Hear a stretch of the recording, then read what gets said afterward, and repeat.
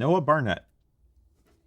What Scottish/Irish/Pan-Celtic food are each of y'all bringing to the K&C Friendsgiving extravaganza?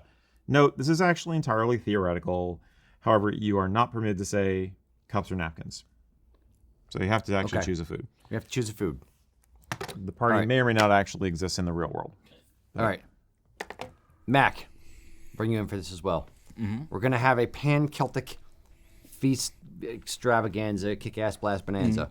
Mm-hmm. What food are you? And let's say, okay, we'll break it into two categories. What? A, there's no like monetary limit. You can spend whatever you want. B, something that you're buying versus something that you're making to bring to it. So we'll allow either or both. See, my first reaction is I raise chickens and turkeys, so smoking one of them. Or if I wanted to think ahead, do like a goose or a pheasant or something along those lines, thinking more game. Mm-hmm. Okay. Along those lines, but also made me think of like Colcannon, like something along those lines. Or there's the Scottish version of Colcannon that's got cabbage, fried onions in it, and potatoes. Yeah, it's on the tip of my tongue. Yeah, I'm trying to think of what it's called. Anything with fried onions and potatoes is good, though. Yeah, but it's along those lines. Right. Like I was thinking down that route. Okay. Eric? Everything. I was going to be flip and say I'm just going to bring a bunch of fried Mars bars. Working backwards for dessert, I would probably do Tipsy Laird because I love that dessert. I also love Clootie Dumpling, but you know, you want something a little lighter and fruitier after all the other heavy, especially carb-heavy stuff you have for Friendsgiving. For a main course offering, I would do something with venison. Okay. Because it's kind of the unsung hero of all of those places, all of these lands. Stag, and venison is good, and I would basically marinate it and roast it with medieval to Renaissance appropriate spices that are traditional to the region. So basically, black pepper, cinnamon, nutmeg/mace, clove. To give it that kind of really savory, tangy, sweet kind of vibe that would go with the gaminess of the venison. Okay. And I think that would freaking rock. Venison's been brought up quite a bit here in these comments. Yep. I would do my version of cottage pie, which it's instead of or shepherd's pie, / cottage pie. Shepherd's pie is lamb or sheep. And cottage pie is beef. So I like cottage pie. And when I don't, in fairness, I don't make it, but when I have input in it being made, I would say beef, and then a bit of corn. I like the corn for the flavor and the crunchiness and a little bit of sweetness of it, and then a nice like thick creamy mashed potatoes with a little bit of cream cheese in the mashed potato mix as you're putting it up. Sure. And then a little bit of cheddar cheese sprinkled on top. Pop that puppy in the oven. Frickin' heaven. Now we're all hungry. I know. Or my other go-to, which is shepherd's pierogies, coming from the married into Polish household, where I take ground beef and a little of the seasoning and some cheese and put it inside a pierogi with the mashed potatoes. Stuff it in the pierogi. Exactly. Get in the pierogi. It's the venison would work really well for a cottage pie too. Actually, I mean that's another thing to do. Yeah, that's fair. It really is made for that. I mean, you really should marinate it, for a long time to make it right. So now I'm wondering what kind of whiskey-based marinade recipes are out there. I'll tell you what whiskey-based marinade should be.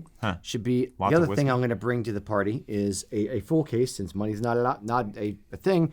Full case of Oban 18, like 24 bottles. Yes. I'm talking about marinating the meat, not marinating the myself. guests. Oban 18, magnifique. You have the drinks first, and then the rest of the food doesn't matter. No, now I'm hungry and thirsty. Damn. Right? Now I'm. Oh, there's a fish soup that they do in Scotland also. Nope, lost me. Nope. What the hell is it? It's Make a left turn. why am I forgetting the name of this? There's this really traditional fish soup from up north, which is really good. Anyway, that's a good one. I don't know, but everybody's saying no vegan haggis though. That is out. Hey. Hold on. There's a lot of vegan meat stuff I don't mind actually. It's not meat. You just don't think of it that way. Uncharacteristic. You will never hear me defend vegan stuff, except I will say, when we had Ali on the show, we tried vegan haggis. We did, and it wasn't bad. Yeah. It wasn't haggis, but it wasn't bad for what it was. Mm-hmm. So it's kind of like a side dish almost. Yeah. But honestly, like if you go somewhere where they have vegan haggis, give it a shot. Don't poo-poo it. It's because the spices are all the same. Haggis is actually all about the spices. Yeah. Really, that's the truth of it. Especially if you're using mixed meats and offal and stuff like that. You wanted heavy spicing to make that palatable and good. I mean, it's the same with humble pie. Mumble or numble pie. It's the same thing. You had the offcuts of the meat and stuff that you could get because you were poor, and you spiced the hell out of it. Or in the case of humble pie, you put a lot of wine in it. To marinate it, and that just took care of the problem. So it's the same deal. So yeah, you can make a lot of things that are actually vegan, but they taste okay because the spices are right. Agreed. Cool and I'd rather have the real one, but cool and skink. Yes, thank you. Yes, that's good stuff. That's like good. The comments just start loading with it. Thank you, because it's a good cockles of your heart kind of warming dish. Very good for the fall and the winter. I'll let it warm someone else's cockles. I'm not a fish guy. It's really good. I will take your word that it is good. I do not like fish. No. Mm-hmm. Okay. Excellent. Anything else there, Mac? Scottish eggs were talked about. Ooh, Scotch eggs. Yeah, they're not. But they didn't say they're not. They did clarify that. But shortbread was also mentioned too. Shortbread is always good. Okay. As dessert, yes. And things you can do with shortbread. Yeah. It's good old salmon with some whiskey sauce as well. Okay. Now, is it Scotch eggs or Scottish eggs? Because I don't want to get in trouble for saying the wrong Scotch thing. Because it comes from scotched, which means pan frying. Good point. And it was actually a workman's food that was invented. I think it was London. It was either London or one of the other big industrial towns. One hand. You could keep it in one hand. Yep. And you could take it with you. And it was basically mobile food, just like Welsh pasties are or meat pies. Another thing that was in the comments as well. Yeah. God, I love Welsh. Oh man, pasties. Why didn't I think of that too? Yeah. I used to eat that. There used to be a brand in the 80s called Mr. Pasty. I don't even know if it still exists, but I went through so damn many of those when I was a teenager.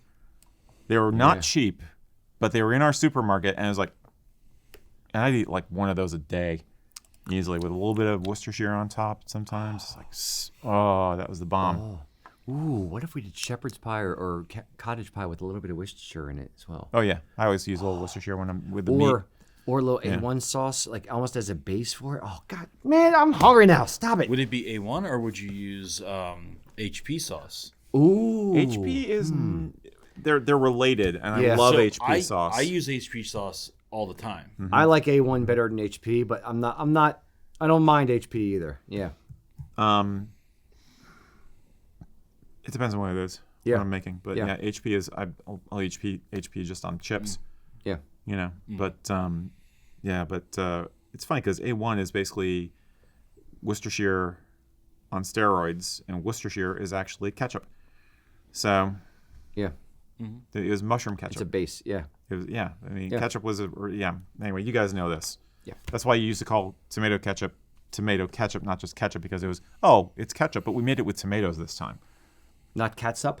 Yeah, exactly. Yeah. But Worcester. Anyway, I digress. Okay, we've digressed enough. All right. I'm curious to know if there's any other Townsend's fans out there because in the comment about making the Scotch eggs on there with ham instead of sausage. Yeah, and lots of nutmeg.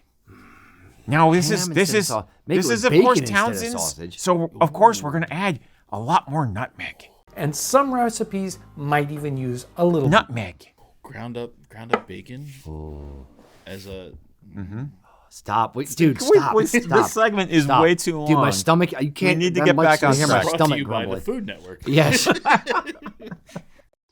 Are you hungry? I'm hungry. That was fun. You know what made me think, though, is what is your favorite meal that you've had a whiskey pairing with? Does anybody have whiskey at a Thanksgiving dinner? Tell us in the comments what kind of whiskeys you would have with Thanksgiving or any really fancy meal. What's your go-to?